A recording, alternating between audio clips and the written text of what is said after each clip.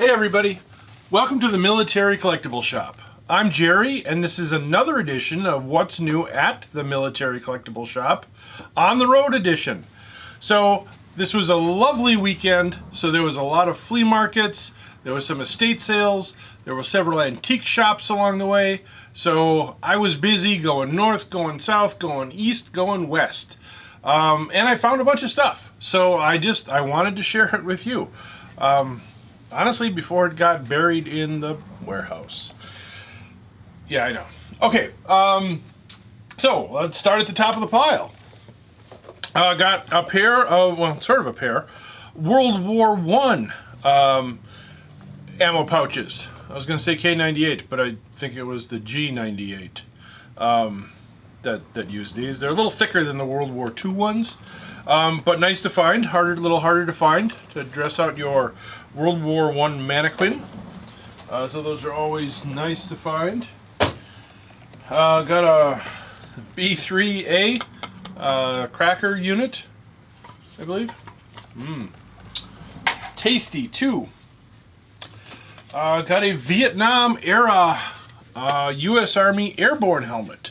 Nice thing about this one is it not only has the airborne liner with the A yoke additions, but it also has the correct snaps. You know, a lot of times the helmets don't include the correct airborne snaps to secure that liner in. That's kind of what makes it airborne. So you'll find a regular helmet sometimes with the airborne liners, but this is actually an airborne helmet with the airborne liner. Very nice shape as well. And actually appears to be named to the guy, so, you know, possibly even worthy of a little more research. Speaking of helmets, I picked this beautiful one up, and oh man, yeah, this is an Air Force helmet. No, this was a Vietnam era helmet that was made into a birdhouse. And normally, well, I disdain stuff like this. I hate crafty things of let's turn good military stuff into useful, you know, garden objects. But what really sold me on this one is it actually had the tag from the factory that did it. And of course, there was a factory here in Wisconsin from the Zig Industrial Group. Thanks, Zig. But kind of cool with they protected us, this protected them, in peace, this protects again. So I really liked it with the tag.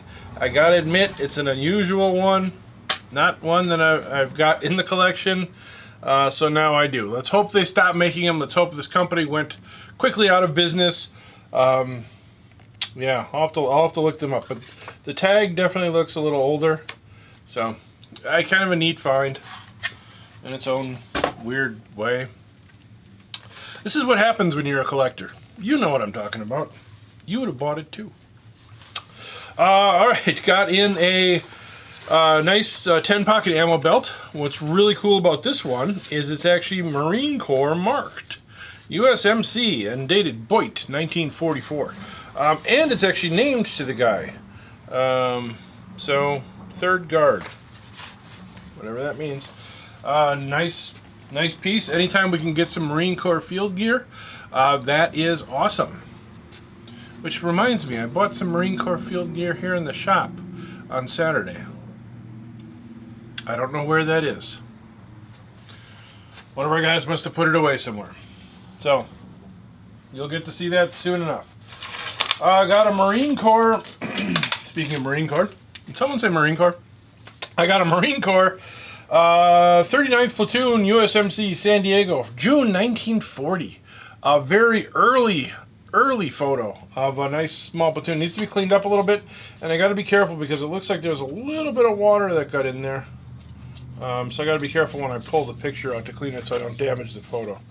But nice early picture. You know, unfortunately, a lot of these guys ended up in World War II, and hopefully a bunch of them survived.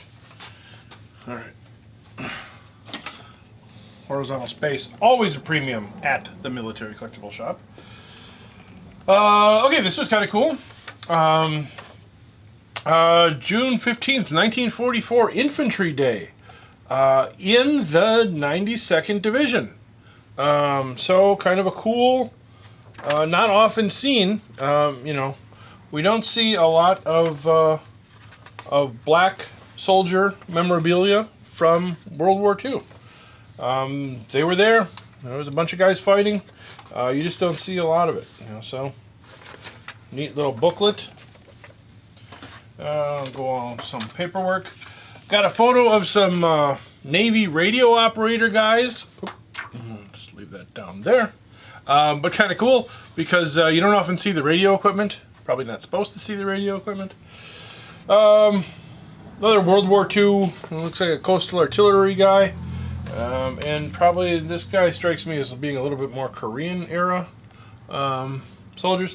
But a lot of you may know that I collect these portrait photos of Army guys, and I use them back on the shelves over yonder as displays. I probably got, I don't know, 500-600 different ones. Some of them are very cool from all different eras. You know, but always a neat thing to find.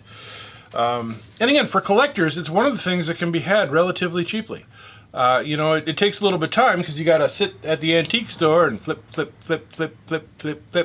through boxes of some pretty ladies, some not so pretty ladies, some babies, a lot of babies, other people, guys in suits, grandma, somebody else's grandma, grandma's grandma, to find, you know, the guys in uniform, or women in uniform too. It does turn up. Also got in 594th Engineer Bolton Shower Regiment unit history. These unit histories are always great. You know, they tell kind of the stories of the units. Sometimes I'm trying to see if this one is actually dated. I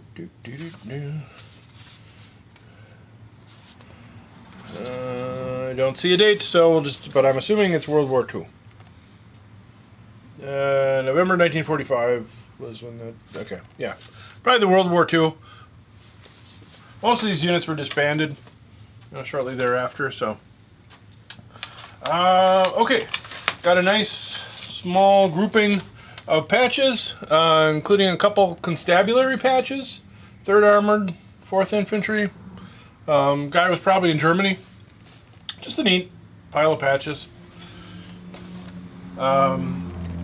This is a good find, and I need to do some further research. I have a Marine Corps dog tag and the Purple Heart.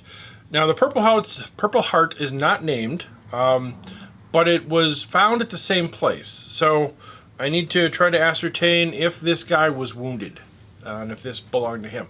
You know, sometimes at estate sales, you don't always get all the information because things kind of get scattered.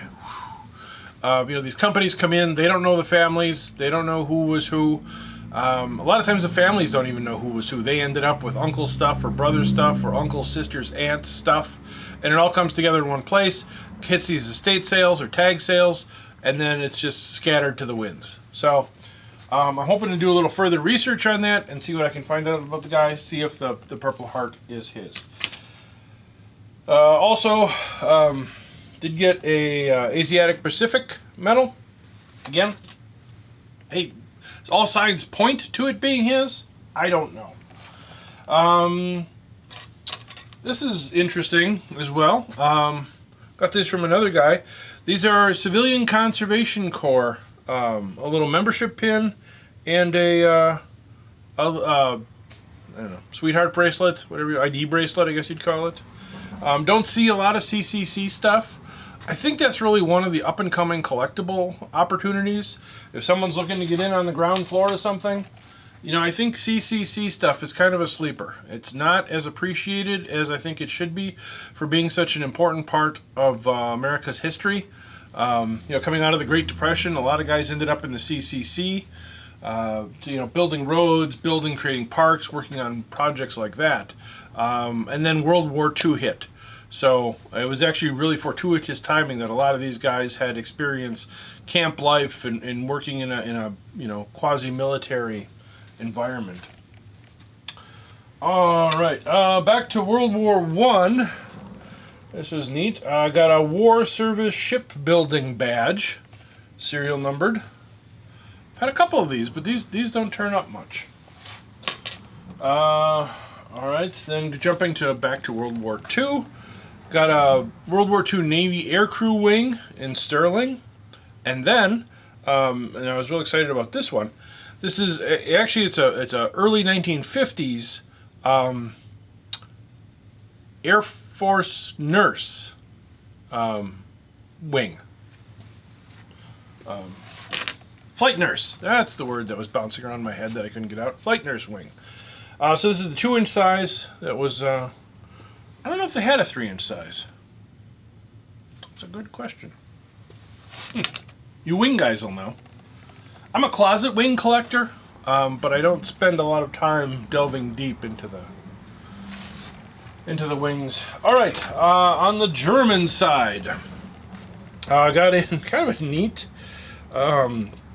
unfortunately denazified Navy high seas, not high seas fleet.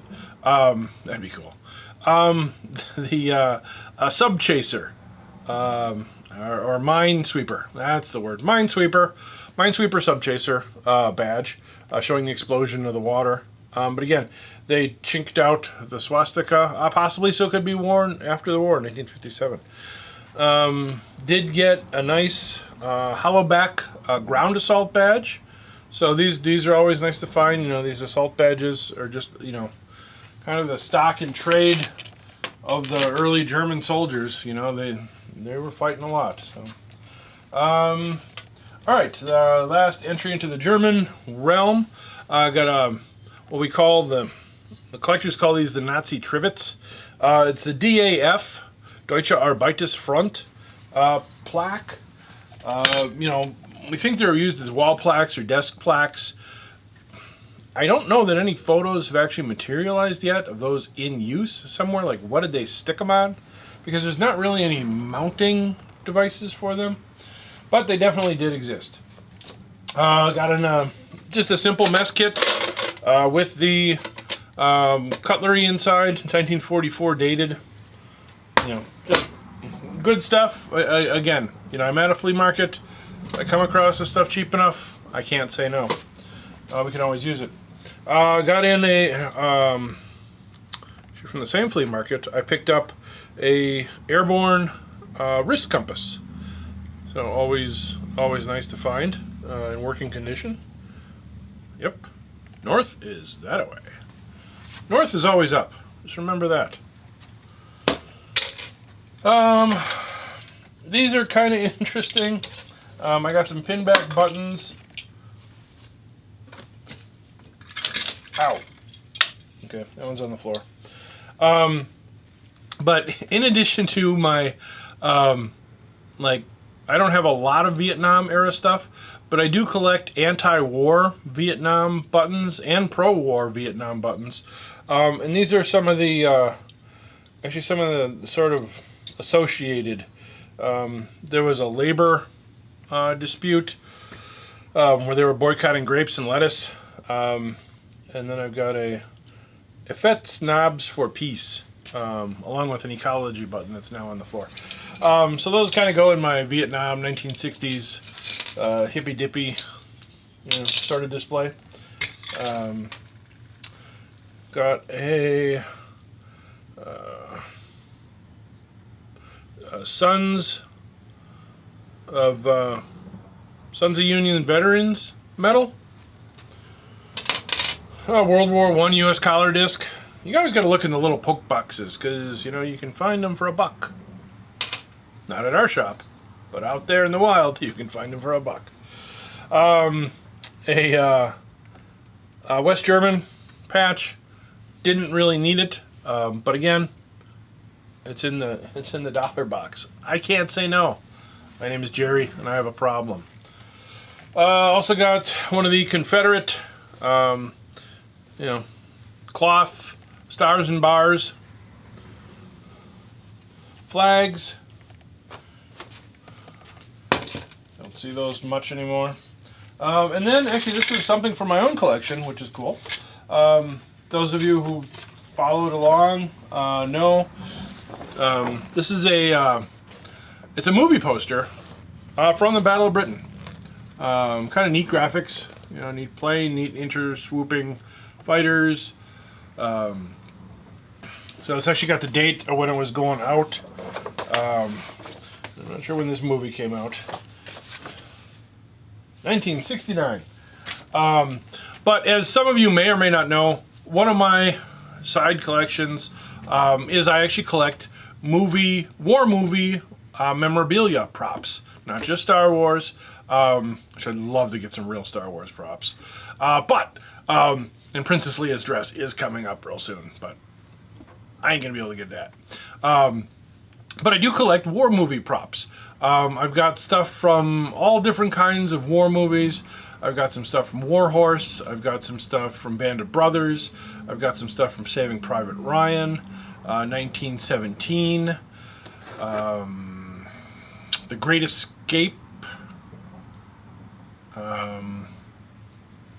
Yeah, one of these times I'll do a video on my war movie prop and costume collection. Inglorious Bastards, Fury, a couple neat things from Fury, some unnamed productions, you know, where it's just like, okay, yeah, this is definitely a Hollywood prop thing, but I don't know. Some MGM stuff, some early 60s MGM, you know, pieces, tunics, and some insignia. That stuff's fun because it's really goofy looking. It's like, did you ever see a German? Because, you know, this isn't really like that.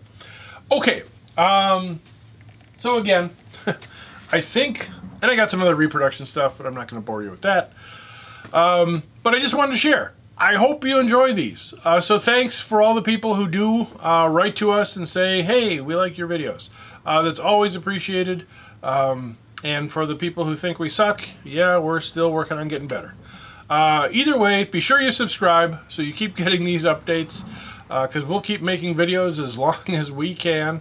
Mark should be back soon from wherever secret mission he's on. So hopefully you'll be seeing both of us soon. And until next time, I'm Jerry, and thanks for joining me on the road.